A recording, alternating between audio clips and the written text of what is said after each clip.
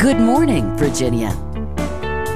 This is Virginia This Morning with Cheryl Miller and Bill Bevins.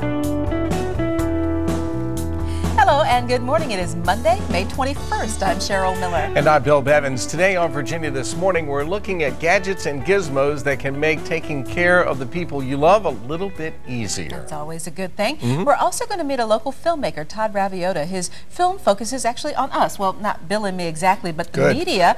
And we're going to find out where you can see this film. We're over to Cheryl and her next guest. All right, thank you, Jennifer.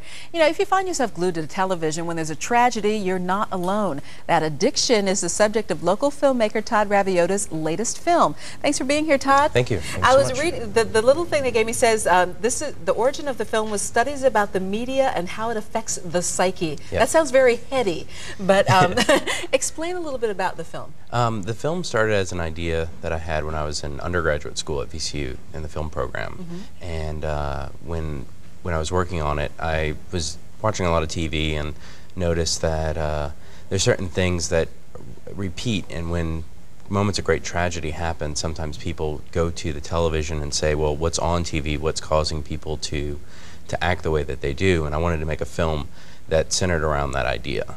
So what is the basic premise of the movie? Give us a little synopsis. The film is about a guy, Philip, who lives in his own apartment, just this one-room apartment, and he watches TVs. There's about 10 TVs in his apartment that he's always watching. And some people move in next door to him that make him kind of change what it is he does with his life. And as he's going through this upheaval in his apartment, he starts to see this newscaster on TV start to talk to him. And the newscaster starts to encourage him to do some bad things to become more newsworthy. And he has to kind of decide what he's going to do, and the people that live in the apartment complex with him, they help sort of shape his decision. But it gets kind of dark. It sounds a little dark, and we're looking at a clip right now from the movie.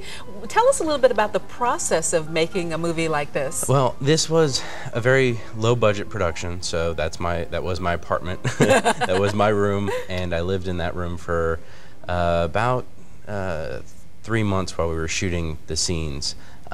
We worked on it from about 10 at night to about 4 in the morning. The lead actor, Justin, he was in a play at the Firehouse at the time during the evening, and then he was directing a play, so he'd do that during the day, and then he'd come shoot with me all night.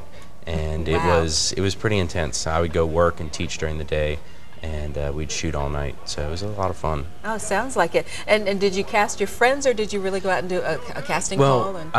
Fortunately, the friends that I have are wonderful actors, so I wrote parts for them to kind of work with what I thought that they could do, and then they surprised me and did everything that they could and more.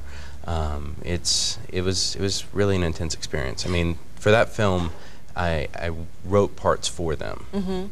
How long did it take you to shoot this? The film, the main stuff, took about 2 months, and then a year later, we went to the studio at New Millennium and we shot all the insert stuff of the news anchor. So a year after doing all the principal photography, we did the second unit stuff. And then that took a year to edit, and my special effects compositor, Richard, took everything that we shot on location and married it with everything we shot on the soundstage. And a year after that, it was done. So it took a long time. It did. And this weekend, folks are going to be able to see the fruits of your labor. Yes. What's that like now that you're going to show it to audiences? Well, I've done, a local screening for cast and crew, and this will be the first time that it's really open to the general public. And to see any work on the bird is always an experience. It's really, beautiful screen. So to be able to see this film there has been kind of a long time coming, dream come true, sort of. So, what are you hoping people will get from watching the movie? Hopefully they'll start to say, I didn't realize so much, independent film work was done in Virginia. Hopefully, they'll want to see more of what I've been doing. I mean, besides Mediated, I've done close to 50 different short films and music videos and other things. So hopefully they'll want to see that work. And, the real goal for any filmmaker once they finish a film is their next project. So I've got a screenplay I'm working on now, and hopefully, as this film starts to get out there, I mean, we'll have DVDs for sale, and DVDs will be going out. I can start, really pushing, promoting that new screenplay, and then get a budget together and then shoot it. So. You're only as good as your next project, Yeah, right? exactly. Well, you can see Mediated, the 21st Century Lifestyle, this Saturday at 2 o'clock in the afternoon at the beautiful Bird Theater, and admission is $9. Todd Raviotta, congratulations and best of luck with this film and all the ones to come. Thank you so much. All right. And ahead for you here on Virginia This Morning, we're putting the best of both worlds into one dessert. No more choosing between cake and ice cream. It's one treat with ice cream cupcakes.